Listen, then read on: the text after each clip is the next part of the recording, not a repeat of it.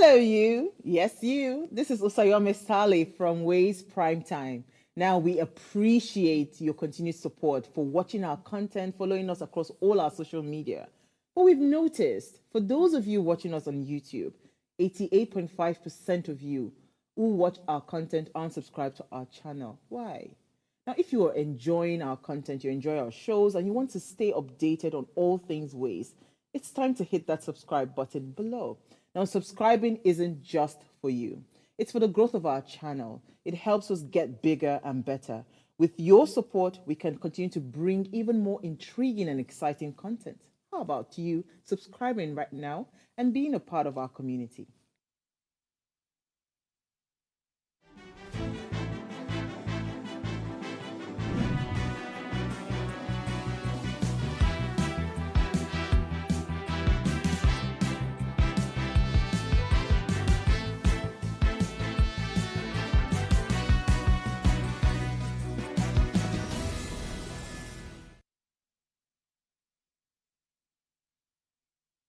It's midweek. Make your Wednesday win by celebrating the little things you've achieved this week and keeping focus on the big things you are yet to achieve. Welcome, welcome, welcome, welcome to the Just Inclined Breakfast Show, where we talk about everything ready from politics, national interest stories, trending issues, physical and mental health stories, the tech industry, the financial aspect of our youthful life, and everything in and out of Nigeria. My name is Obmotoshola Sharimak, and I welcome you specially to today's show. And I'm not here alone. I'm here with my ladies in Lemon. Hello, ladies. Good In morning. lemon, really? I mean, why are you ladies wearing the same outfit, Totally the same unplanned. color? Totally unplanned, but But we're just in sync. She loves me so much, so she always copies whatever I I got do. here before you. But you love me. And I You love posted me a so picture. I'm much. sure you copied me. Interesting. So, ladies in Queen, let's play a quick game. Are you ready? I'm ready. So I'm going to ask a quick question. All right. And I'll direct it to you both. Because you both have just 5 seconds. Please go ahead. Go So ahead. tell me, what's the dirtiest country in the world? Nigeria. You? Never. 5 seconds gone. I've won. Please, because ASAP. Let me give you the next 3 seconds. 1, 2, and mention China. I'm so sorry. Congratulations, ladies. You both missed it. What's the dirtiest country? The dirtiest way to country start? in the world is Chad. I would have sworn it's India, but I'm sorry. It's Chad. Chad, wow. I'm just glad it's not Why did I say Nigeria. Nigeria? It's I'm not so sorry, Nigeria. my The fellow dirtiest Nigerians, country in that- Africa is also not Nigeria. It's Burkina Faso. Wow. Still Interesting. here. We're Yeah. better at a lot of things. Good fact for the day. Did you guys say you're better? You both missed the question. But we've learned something, right? something. And I'll never Please. say Nigeria again. All right, ladies and gentlemen, welcome to this show once again. Today, Wednesdays, is when we turn our attention to physical and mental health issues, as we know the importance to us, especially with the youth and with the 95 people in this tipping era. And we'll be joined later by a guest therapist to help us talk about something we really need to talk about. But first, do not forget to subscribe to our YouTube channel at Official Upgrade TV. Click the subscribe button now, like and share the link to family and friends. Right now, we run off on a break and return with our headlines across the globe. Please be on standby.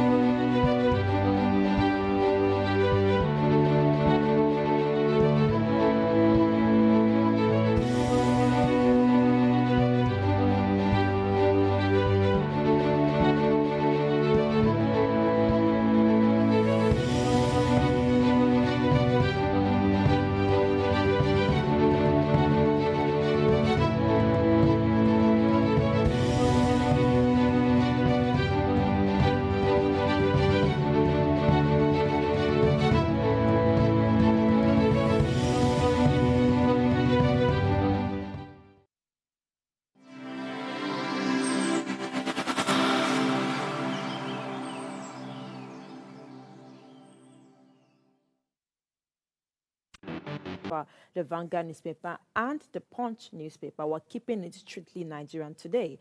Starting from the Guardian newspaper, the major headline reads, Federal government seeks IMF's help as flooding oil output crisis dampen outlook. Our pictures of flood in different places in Nigeria. Right under the story, lost billions. Why government youth empowerment efforts are failing. Disco's planned meter phase-out may worsen Nigerian 7 million gap as FCCPC intervened. TCN urged calm as faculty cable throws north into darkness. Federal government versus ASO. Can public varsities afford another shutdown? That's a question for us all to answer. Then below 8, Nigeria others may lose 10.5 trillion naira to cybercrime next year. Probate registry issues ultimate over Abat Igwe's estate dispute. This is from the Metropist. The last but one story says frequent grid collapse, worsening business outlook. And the last story reads, AGF debunks 3-month grace on enforcement of local government autonomy. I am definitely going to talk about the planned phase, the discourse plan meter phase, because this year alone, our national grid has fallen 1,001 times. Just last week, it fell like twice. On Saturday, it fell. I think, was it Wednesday or Thursday, it fell again. And I am wondering, even if we mount a wooden pole in the ground and hang clothes on it, it will not be falling that often. So it is funny how our own, a whole country, a giant of Africa, a country with president, with minister of power, with energy minister, with petroleum minister, all of them minister, and our grid is falling like we are just blowing it with one, and it's falling. So the details of the story says the Federal Competition and Consumer Protection Commission, FCCPC, has said it will address the ongoing concerns surrounding the phase-out of Insta prepaid meters by the Ikeja Electricity PLC and other electricity distribution companies DISCOs, following widespread consumer complaints. Recent announcements by Ikeja Electricity indicated that the Insta prepaid meter first deployed over a decade ago will no longer be supported from November 14, 2024, due to technological upgrades and the token identifier rollover issues. In a statement by the Director, Special Duties, Onidaje Ijagbo, said that the Commission has observed rising anxiety over consumers over potential financial burden. It decried these concerns have worsened by insufficient communication from DISCOs about the phase-out process, leading to uncertainty and distraught. Basically, they want to switch from one phase to another. The one they've been using before is no longer working, and it has given them issues. So it's now that they've finally realized that it has to be switched. I think they were managing it before. That's so from November 14, well, they intend to last week change. I was talking about the fact that most of the time, just like the petrol thing that we have now, that everything goes to NNPCL before distribution happens. We have to decentralize our distribution company. The fact that everything has to go somewhere before they now give it to IKDC, EKDC, and all of that. If states can focus on, or maybe southwest, southeast, south-south, supply and demand has to balance. In a place like Lagos, I think light is like an extremely important thing. Yes. In some places around the north, they don't even know that light exists. Yeah. You understand? So if we decentralize everything, I think that we'll be able to properly give adequate attention to, areas that need light and even petrol to survive. Basically. And to just crown it up, I would say we don't have to wait till something is bad already, just like we do in our homes.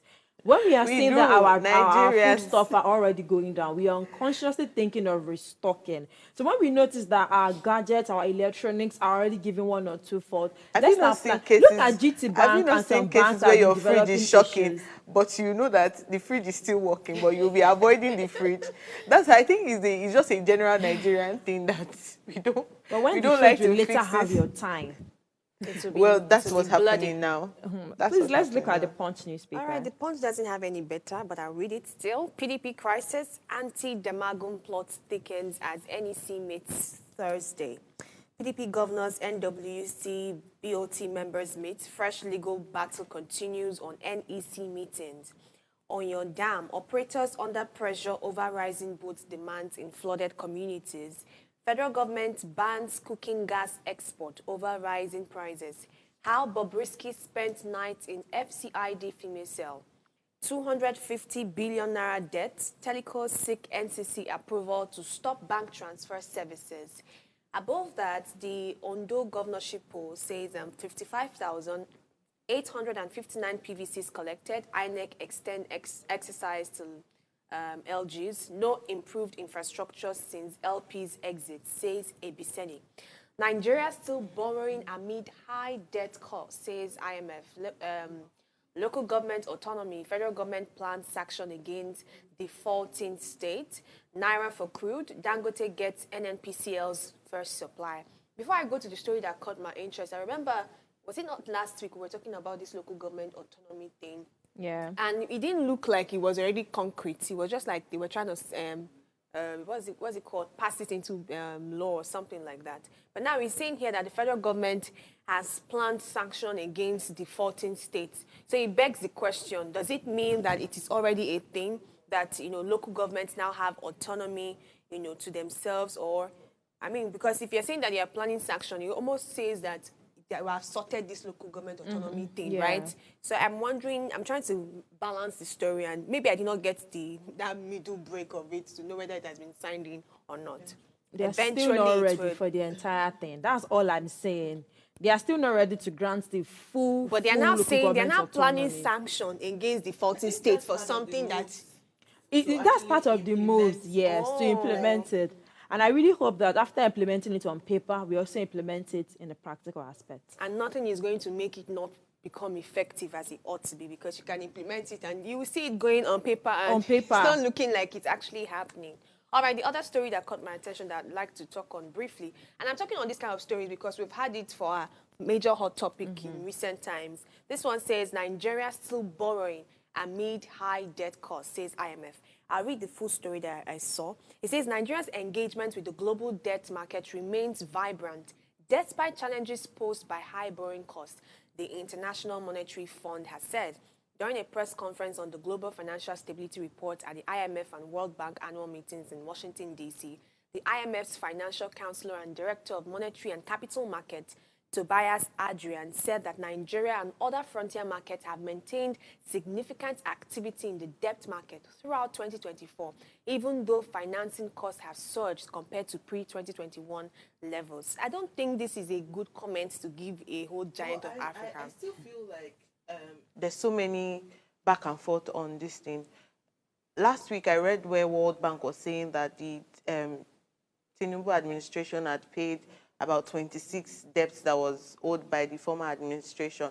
Although still borrowing, they're still trying to paint. It's not leveling up on the same. That's what I'm trying to say. Whatever is being paid is not equal to what is still being borrowed. So that's what I'm trying to say, that if an administration is borrowing more than they are paying, does it not leave another work for the next administration? I said yesterday, the World Bank still wants Tinubu's administration to please to cut down on the unnecessary spending. Buy jets, Range Rover, Maybach, and everything. Cut down on it. So it starts from them. I don't understand why we are borrowing every time and we, the citizens, are not feeling the impact. What is the why are we using this borrowed money for? Like, if we're borrowing something and we're seeing the benefits of it, at least we can or maybe it looks promising. Exactly, then we have to relax. I feel like everything that they are doing looks promising. They'll say from infrastructure, debt, borrow, education borrow, let me give you this one. I watched this interview yesterday on TV where a particular journalist was.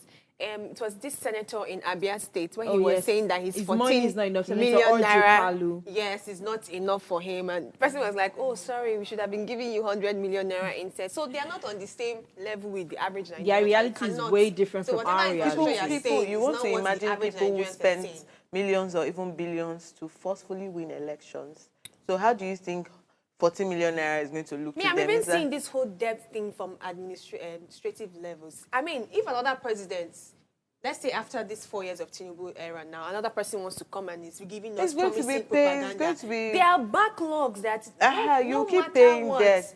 Exactly. In It as makes much it as look we like cannot keep dragging this conversation because it will keep stirring one inner anger in us. Let's look at the Let me Vanguard quickly newspaper. take you through the Vanguard newspaper before things will stop. we'll be mindful later on. Don't worry. The Vanguard newspaper reads, unending grid collapses, threatens survival of businesses, says OPS. Below that, we have Nigeria requires purposeful leadership, food security for growth, ex-deputy governor. Insecurity, Wike issues 5-day quick notice to Abuja street beggars. Below that, we have Nigeria has disappointed Africa and the black race, says Obasanjo. The last but not the least stories, why IMF slashed Nigeria's economic growth forecast to 2.9%. So let me just quickly talk about this whole purposeful leadership, food security, and everything. I think that's like the most key thing that has been happening to all of us. We're having issues with being able to afford food. We're having issues with security, safety, because of the rising crime rate. So if the ex-governors are saying that, they're saying what? Yeah, purposeful leadership.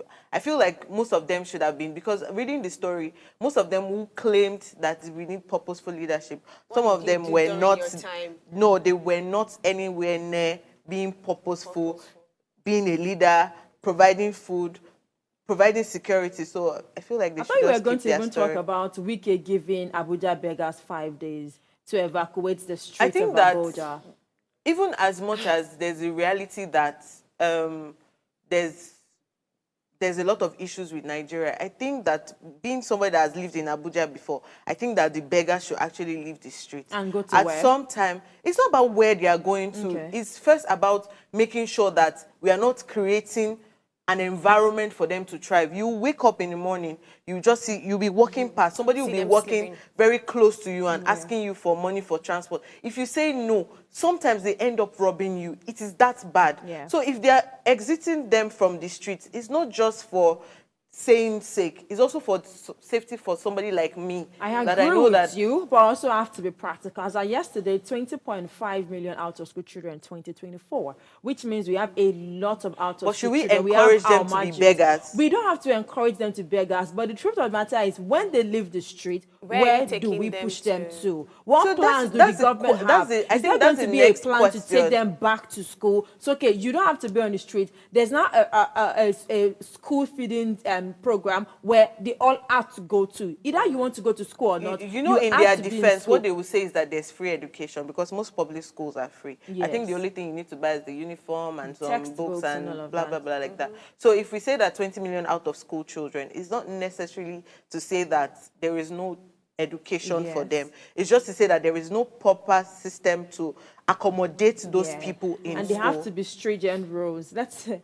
We need to go. I mean, I growing up in a place where if you're found during school hours, I mean, you as a child, you're found during school hours, you can be arrested. Anybody can report to nearest police station. They do that in Lagos too. Yeah. Yes. So it's so funny how we have 20.5 million out-of-school children in Nigeria. Very interesting. Very, very interesting. Yes, so that's it on our headlines across the globe. Let's take a break and return with our guest. The conversation is about to get very interesting. Please stay with us.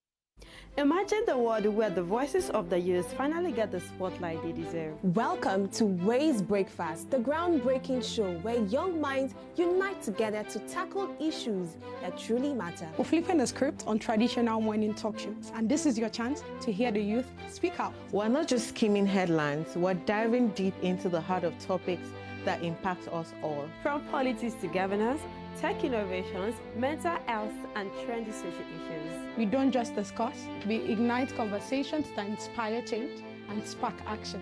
Join us every morning for fresh, young, and vibrant perspectives that empowers the next generation to make a difference. Start your day right with Ways Breakfast, because when the youth speak, the world listens. Ways Breakfast, weekdays at 8 a.m. live on Upgrade TV. Nigeria, by extension, Africa, is faced with a lot of challenges. With the growing youth population and very little engagement. That is a ticking time bomb. We're blessed people with a diverse culture who have a lot to say. And yes, we are talking. It is important we drive conversations that informs, inspires, and influences thoughts and actions. If we say there is beauty in diversity, then let us embrace our diverse culture. We must continue to courageously be the voice of transformation. As we are the hope for the future, yesterday's conversation shaped today. What are you saying to shape your tomorrow? We know you have a lot to say, and we are here to hear you.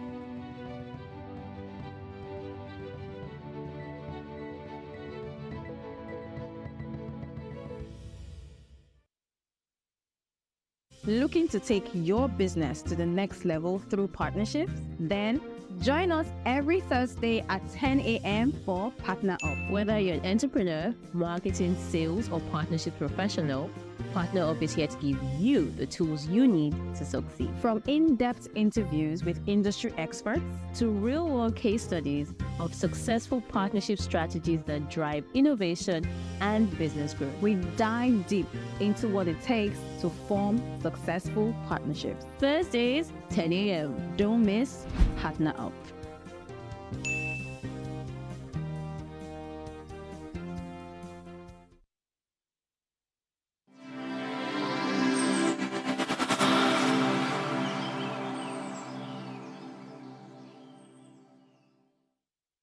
If the foundations be bad, what can the righteous do?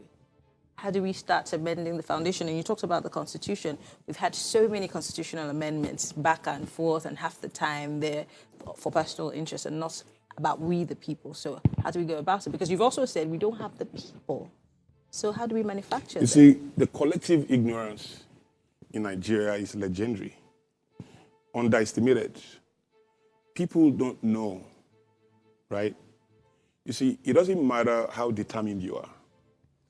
A billion fools coming together sincerely to take an action will take a foolish action. It doesn't matter how many they are or how they feel, how much they hate. Determination is not a strategy. Neither is anger, right? People have to learn to subject their feelings to reasoning and allow those reasoning to be guided by truth before they move to action. There's a lot of movement going on in Nigeria, but 99.9% of the time, it's a movement of emotion to action.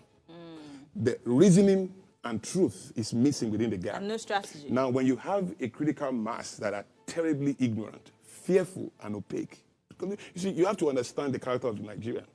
He is extremely hopeful. Extremely hopeful. Now, anything you are willing to tolerate will never change. Never.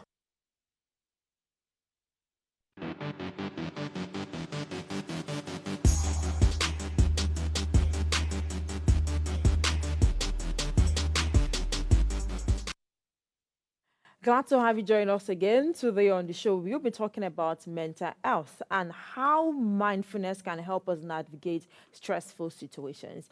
In our fast-paced world, stress can often feel overwhelming, but mindfulness offers a powerful toolkit to help us find calm amidst the chaos. To guide us through this conversation, we have an incredible guest, the friend of the house.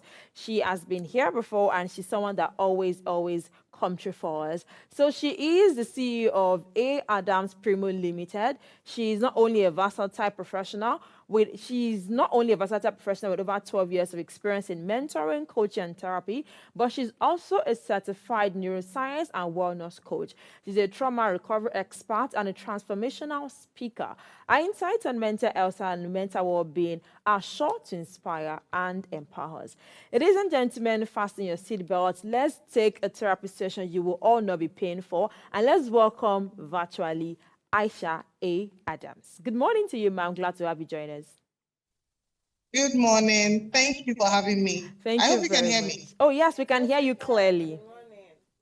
Amazing. Amazing. Okay. Yeah, thank you very much. So, we always talk about mental health. I mean, about 2 weeks ago was World Mental Health Day, and each organization tried as much as possible to bring in mental health coach to their workspaces. I mean, I saw a station where they brought a white person to educate each staff. I mean, I have a personal session with each of the staff. I was like, oh, this is so good. Now, we are talking about mindfulness. It is not enough that I'm working on my own mental health. I'm also trying to be mindful with my colleague, with my boss, because we don't have the same character trait.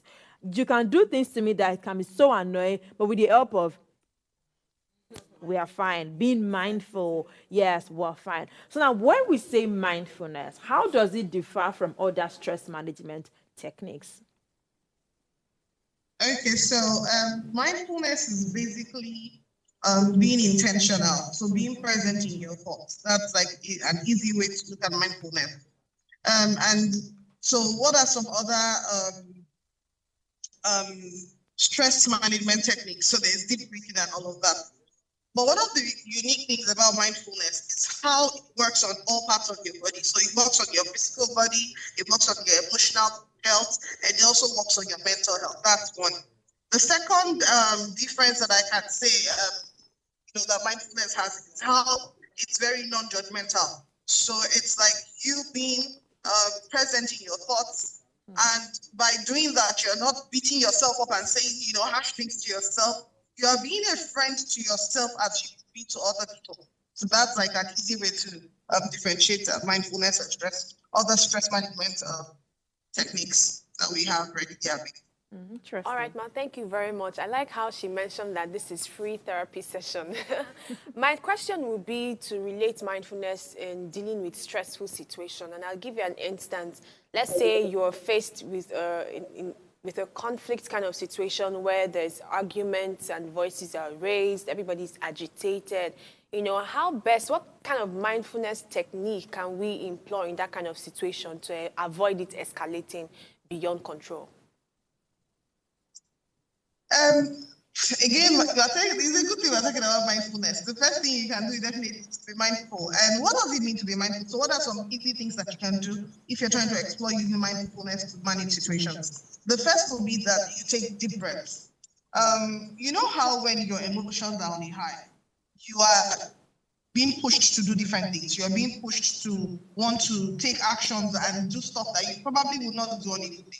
And so what mindfulness does for you is that it helps you regulate your emotions. So deep breathing would help you just pause and just be mindful, okay, what am I about to do? This next step I'm about to take, is this something I'm going to be proud of, or is it something I'm going to regret? The second thing would be that you have to understand that people do the best that they can with the resources available to them. Sometimes when we are reacting to situations, it's because we are assuming that the person, acting a certain way to us is doing so because they feel like hurting us. But sometimes it's really from our experience of the world. So we are putting our experience of the world on them. We're not giving them the opportunity to explain themselves and stuff like that. And so if you want to manage a situation where things are about to escalate, the thing you can do is just say, perhaps, give the person excuses that would help you decompress the emotions that you're feeling and help you become, more relaxed. The last thing I would say, to that would be that I would say that change of state. The way change of state usually helps us. So when you change your physiology, the way you're seated, the way you are standing, the way if you were sitting, you were standing, you sit down. If you are sitting down, you lie down. If you're lying down, change of state also helps us change our emotions. And the only way you would do that is if you are, you are present in your thoughts and you recognize, what actions you do when you feel a certain way. So I would say that mindfulness is a really beautiful way to explore that. So those are like 3 things you can do, in a mindful way that would help you decompress those kind of situations. Thank you so much. I know a lot of times you've said so many things, but the character sort of builds. You can see somebody in your 20s, you have built one type of character, and then you are somebody who is very quick to anger, or even when you're trying to be mindful, you know that you want to be mindful, but when situations start to occur, it just easily goes out of your control. So for someone in your space that, let's say I come to your office and I say, I really want to be a mindful person, I want to have a mindful character, what are the challenges have you encountered that beginners face in these situations, and how do you help them to be more conscious and overcome those challenges? I liked what when you were talking, the first thing that came to my mind was that, those things that we say to ourselves, oh, that's how I have been for a while, is one of the major challenges. Because what you say to yourself is very important. It's called your self-talk. And your self-talk is literally like your internal representation of things. And it impacts on your actions. So your internal representation impacts on your thoughts. The thoughts you create impact on the actions that you take. And so the first challenge I find is what people say to themselves about things. I give you a random example. If someone says to you, oh, Mira, I want you to do this thing. And you say, oh, I don't think I can do it. And the person like, oh, Mira, help me now. And you're just like, oh, okay, let me try. Just because the person was pestering you. Yeah. And then you now try it. 9 out of 10 times you will not be able to do it. You know why? Because you already lost the battle even before you started. Now, if someone on the other hand says something like, oh, Mira, I want you to do that, and you're like, okay, you know what, let me give it a shot. And you do. 9 out of 10 times you find that you're able to do it. And so what does that mean? It means that our thoughts are very empowering and disempowering at the same time. So self-talk is one of the things that I find that people have as challenges. And so if you're struggling with that challenge, the solution is to change your thoughts. It's like a house that has been badly wired. If a house is badly wired, what do? You rewire it. And so how do you rewire? You start to say things to yourself. And one of the things that works for the mind is repetition. The mind works with repetition. If you repeatedly say something to yourself, it will become your truth. And so work on that and you will find that you're able to change. The second thing I would say that I have found as a challenge for most people when they are trying to become mindful, even though they have grown older and struggle with certain habits, is that the people around them. So there's something they call internal conditioning. Your environment, the things that are going on inside yourself, your experiences and stuff like that.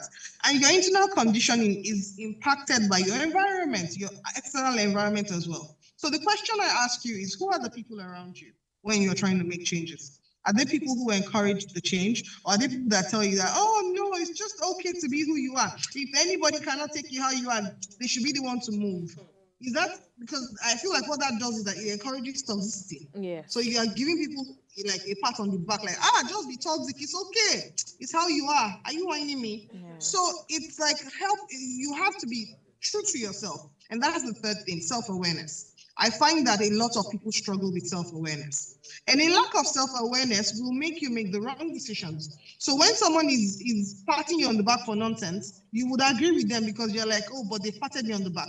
But if you are self-aware, you will reckon that, what this person just told me is actually not, for my, it's not going to help me. It's not for my own good.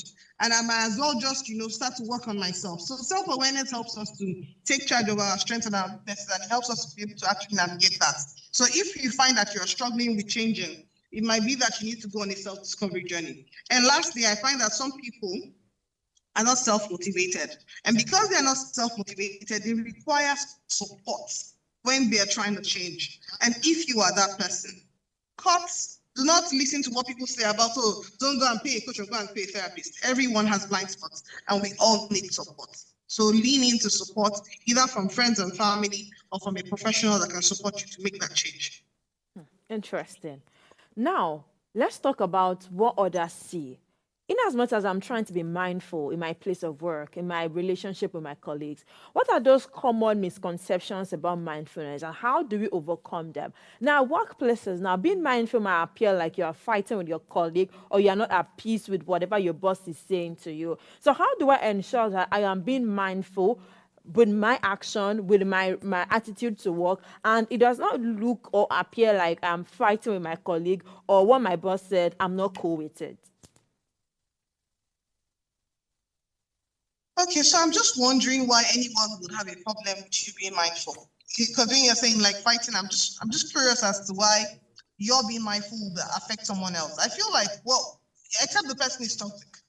Except the person is toxic, because when you are being mindful, you are at peace. You're constantly calm. You're constantly redirecting your emotions. You're constantly trying to be in a place of goodness.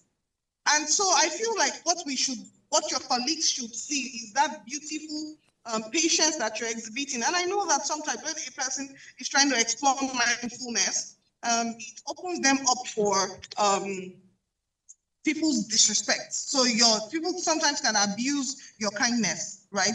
They see that this person is being nice and this person is no longer, shouting, or you've changed, the way you approach things. And rather than them, to give you a pat on the back, then they take advantage of it. Now, perhaps that is where you then draw the line, and that's why there's something called setting boundaries.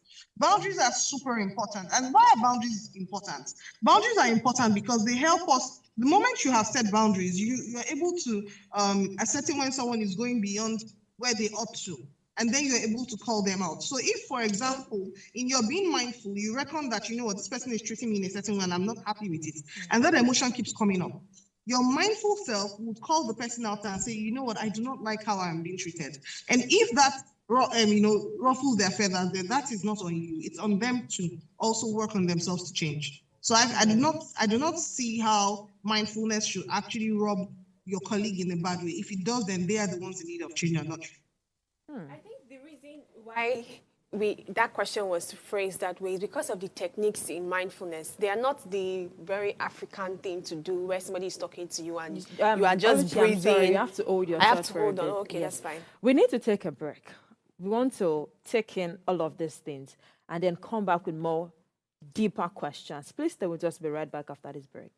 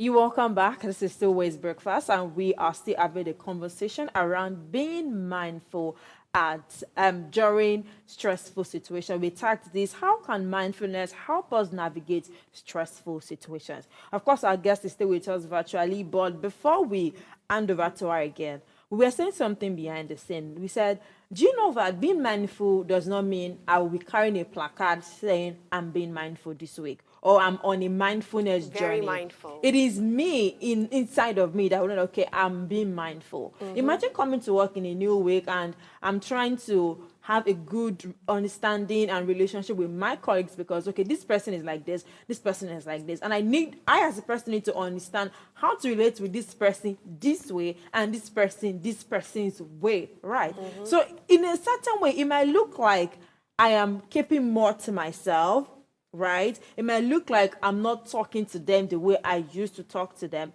They might read it as something else. They will not read it as being mindful. Yeah, they might read it as mood swing. They might read it as maybe she's angry at what the boss said in the morning. Sure. They might read it as, and there's something called body language again.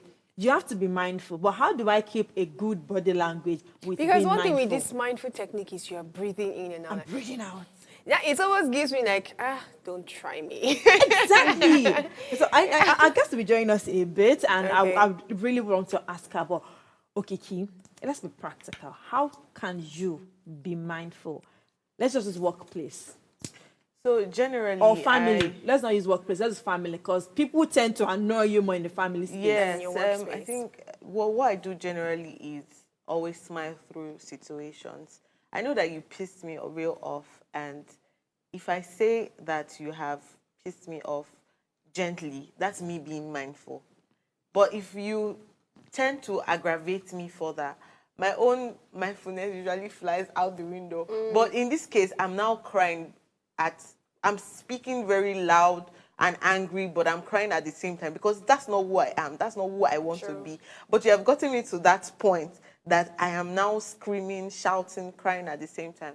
So most times when things are getting like to the point where I'm going to have to scream and shout, I smile and walk away. That's me being mindful of myself and trying to keep my emotions in check. I've noticed, sorry to cut you short, please, I noticed something with when there's a lot of agitation and people are getting me angry. You know, she mentioned that mindfulness doesn't just help your emotional state, it also helps your physical body, like it gets you to calm down. In recent times, I've noticed that when I'm very angry and agitated, my body responds to it, in the sense that I have fidgety hands.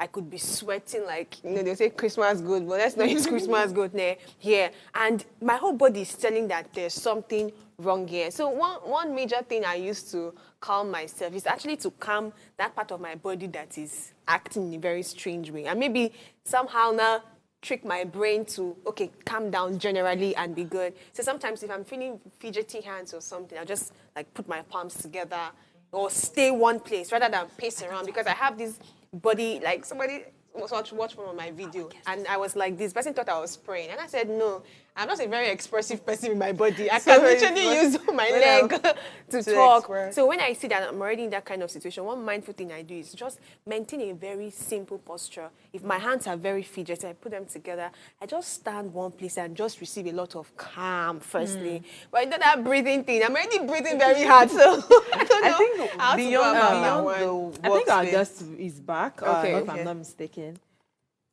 Are you here with us, ma'am? All right. Yes, I am. Thank you. So before you joined us, thank you. Please hope we didn't laugh in the background. Help us with the practical aspect of being mindful. What should I? I said, help us with the practical aspect of being mindful. I mean, I intend to have to ask two questions. If I, as a colleague, and my colleague is stressing me out or my boss is stressing out, personally, I just smile to things. I'm like, okay, noted. I would revert. All right, ma'am. All right, ma'am. That's what I do. Deep down, I know, but I don't have that energy to actually show that I'm angry or what you're saying is not going well with me. I'll just smile and act like it's very fine. And I noticed that I will actually not be angry. Eventually. Yes, eventually. Or when I use words like I'm pissed. When I use words like I'm pissed, I really do not mean it. But when I use the word like I'm angry, then I'm really, really angry. And then what are those practical, very practical things to do? And also, we are trying to raise children and adolescents. We have already gotten to a stage where it will take a bit of shaker method to shake us to be better people. How do we now help children, upcoming adolescents, to cope with stress and being mindful? Okay, so I'll start with the last question, which is very easy. The way we can help children is basically to be. The way for children to learn is children learn through examples. So it's not do what I say, it is do what I do. So if you want children to learn to be mindful, then you, their parents, or the caregivers, or the people around them have to be mindful. You have to you relate with them with emotional intelligence. Mindfulness will help you become emotionally intelligent over time. So it's very easy. If you want children or adolescents around you to be a certain way, then you be that way and continue to be that way and continue to admonish them, and then they are able to work on it. And you share with them the techniques that you use. And now what are a few things that you can do to be mindful? I talked about it earlier, but then I'll outline them clearly. Number one would be that deep breathing. If you find that, you are not, you're getting overwhelmed about things, just breathe. I always say it, life is happening to you. Well, at a time right now where a lot of people feel overwhelmed, what do? Breathe. Just take deep breaths, breathe in through your nose and breathe out through your mouth, and just exhale, and just keep doing that till you find that you calm down, whatever kind of emotion you're feeling. And the second thing is a body scan. And how do you do a body scan? You just lie down on the floor, you relax. And that's why I said that mindfulness works on every part of your body. Because deep breathing will help you calm down. You work on your emotions, you work on your mental state, you work on your physical state as well to help you stress. The same thing with the body scan. What is the body scan? It's just really you paying attention to the emotions in different parts of your body. And so it's like probably lying down. And I do that sometimes with my therapist when she's like, just do a body scan. And then we start from the head. And then we're just checking, okay, what emotions am I feeling? What sensations am I feeling in this part of the body? And you do like that to every part of your body, And think about it. What that does over a period of time is that when you feel a certain way, or when you feel a sensation in a part of your body, you are able to give it a name. I used to know someone who used to be like, God, Aisha, how come you're so self-aware? Like, when something is happening to you, you literally can't give it a name. I said, yes, that's because I have taken time to study my body. So if probably I'm feeling tension in my stomach, I know what it means. If I'm feeling tense in a particular part of my body, I know what it's telling me. How aware are you of that? And the only way you can do that is through body scanning often. So if you do a body scan, you're checking each part of your body, your legs, what emotions, what sensations are you feeling? What does that mean for you? Perhaps that's even what will give you, an inkling. Oh, okay. Perhaps you've been feeling a ting in your leg for a while. Maybe you should go and, see a doctor and something like that. So the body scan is another one. Another one is you could also, get mindful through taking a walk. So you're walking and then you have things playing in the background. And sometimes it's through, mindful meditation. And I know some people say like, I'm not really good in meditation. There are so many guided meditation audios, videos on YouTube that you can just, jump on, and you can start to, use that to practice mindfulness. And sometimes you can just sit down and just go into your mind and say, what am I feeling? What are these emotions? What is coming up? And another practice that I have found that has really helped, me nurture mindfulness has been, journaling. Oh my God, journaling is so amazing. And I usually wonder why people, when you talk about journaling, sometimes people are like, oh, you know what, I'm not really a journaling person. There is no one who is not a journaling person, because every one of us, we write at some point in time or the other. One of the beautiful things that comes with writing, especially in the journaling space, is that it gives you an outlet for your emotions. It's almost like you can feel and touch it. And so you're able to move things around in your head. And you're like, oh, okay, this is what I'm feeling. This is what I'm feeling. This is what I'm feeling. These are things in my head. Okay, if I move it around like this, it would make me feel better. And so those are like a few practices I feel that people can start to engage in that will help them kickstart their mindfulness journey. Mindfulness is basically, like I said, just being aware of your emotions and knowing how to work through it.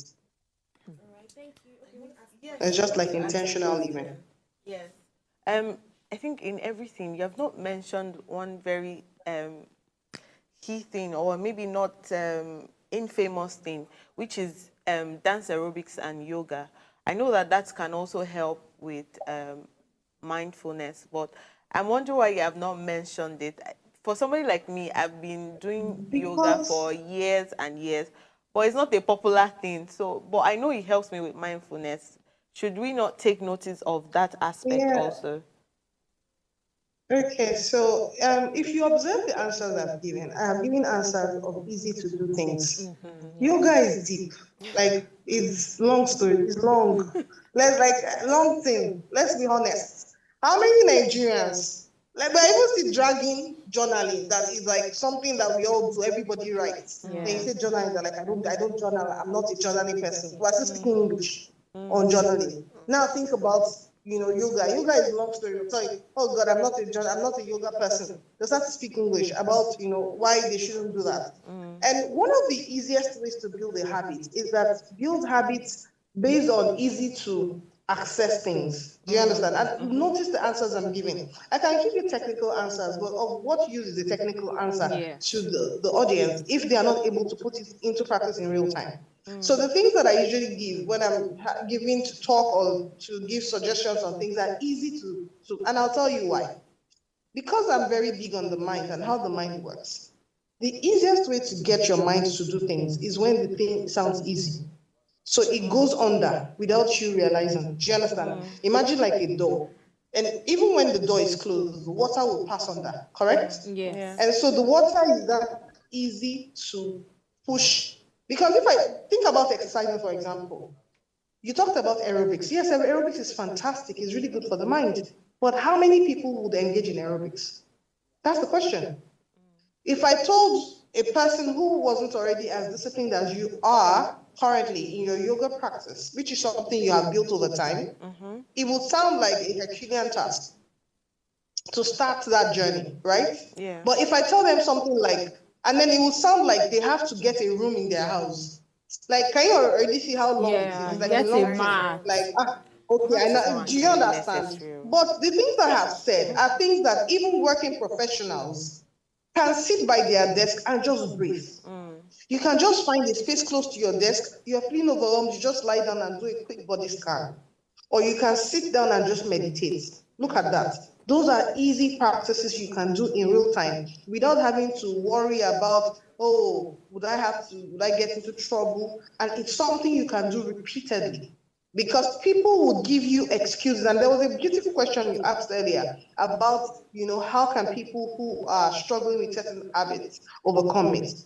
It's that when they are trying to overcome those habits, they start with things that are easier on their mind and build that muscle. And after building, then you layer. But if when you're starting to, curate a particular muscle or trying to build a particular muscle, you start with heavy lifting. The chances that you're going to continue that practice is very slim, correct? Yes. And so sometimes when I have the opportunity to work with people, either in a group therapy session or in one-on-one sessions, I'll say things like, no, don't carry too much. What are like easy 3 things you can start with and the things that I have told you are things that you can start today. Like anyone watching, listening to us right now can say, you know what, starting today, I will take out 5 minutes of my time to just do deep breathing exercises to help me become more mindful.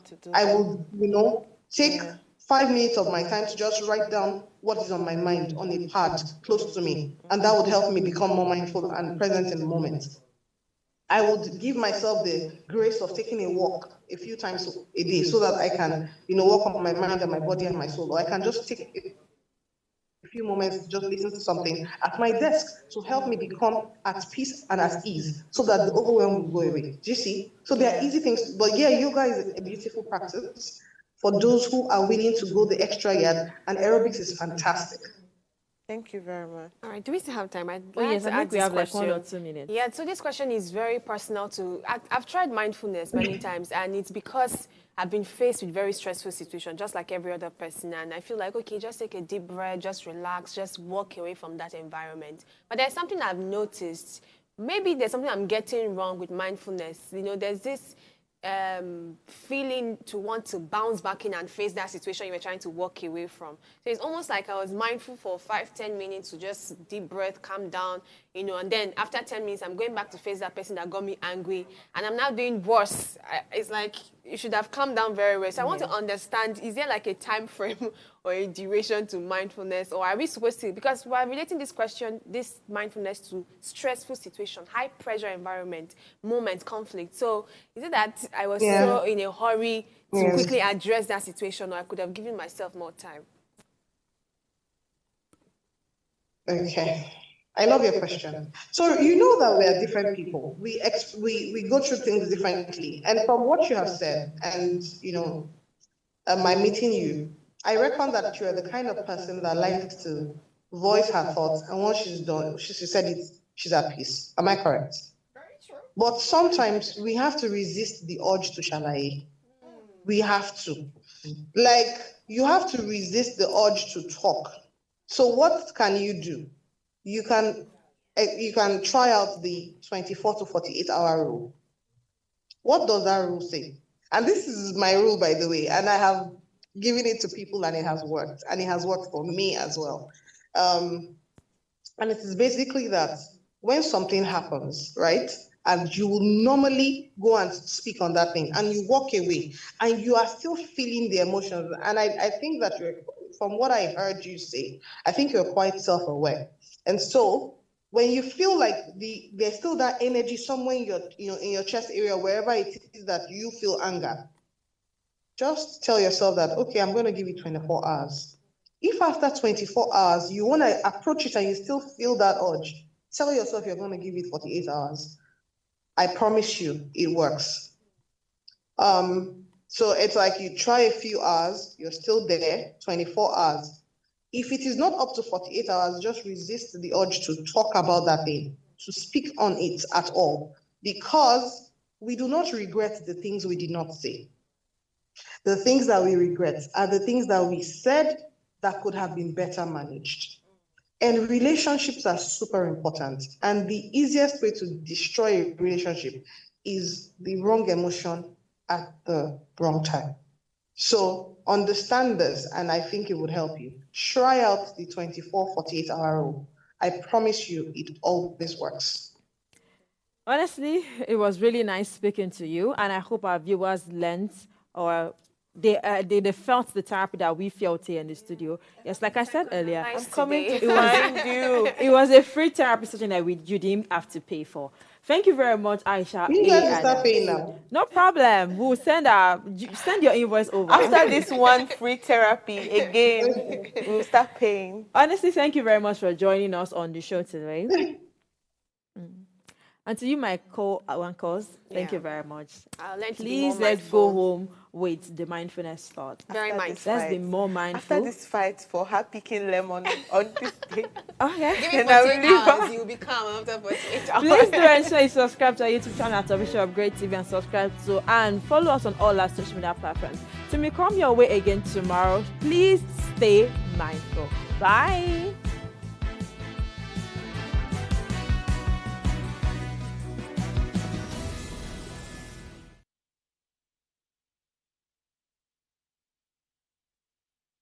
Hello, you. Yes, you. This is Usayome Sale from Ways Prime Time.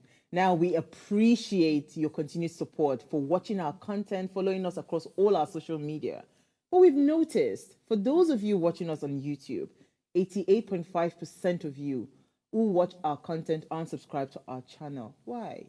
Now, if you are enjoying our content, you enjoy our shows, and you want to stay updated on all things Ways, it's time to hit that subscribe button below. Now, subscribing isn't just for you. It's for the growth of our channel. It helps us get bigger and better. With your support, we can continue to bring even more intriguing and exciting content. How about you subscribing right now and being a part of our community?